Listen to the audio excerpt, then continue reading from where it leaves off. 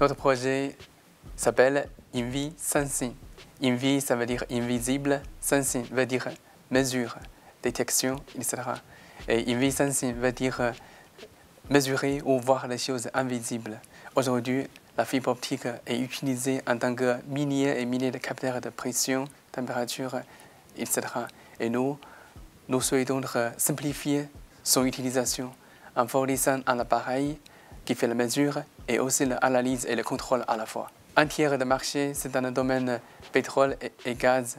Et puis un autre tiers, c'est dans le domaine de la sécurité, génie civil. Et un tiers, c'est en industrie.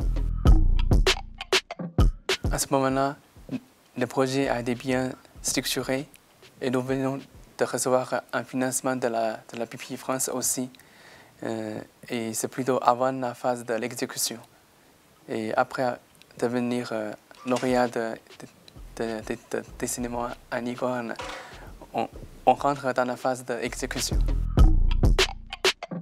L'accompagnement de récit nous aide sur tout l'azimut 360 degrés qui comprend la comptabilité classique et la gestion sociale et les services juridiques et aussi la multiplication de contacts auprès de services bancaires et d'autres organismes de financement.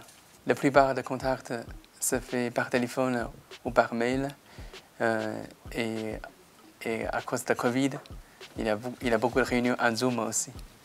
En moyenne, c'est une fois par semaine, je dirais. Et parfois, c'est pendant une semaine, c'est tous les jours. C'est en fonction de besoin et l'urgence.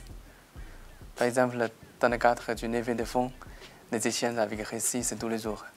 Ce sont des conseils pour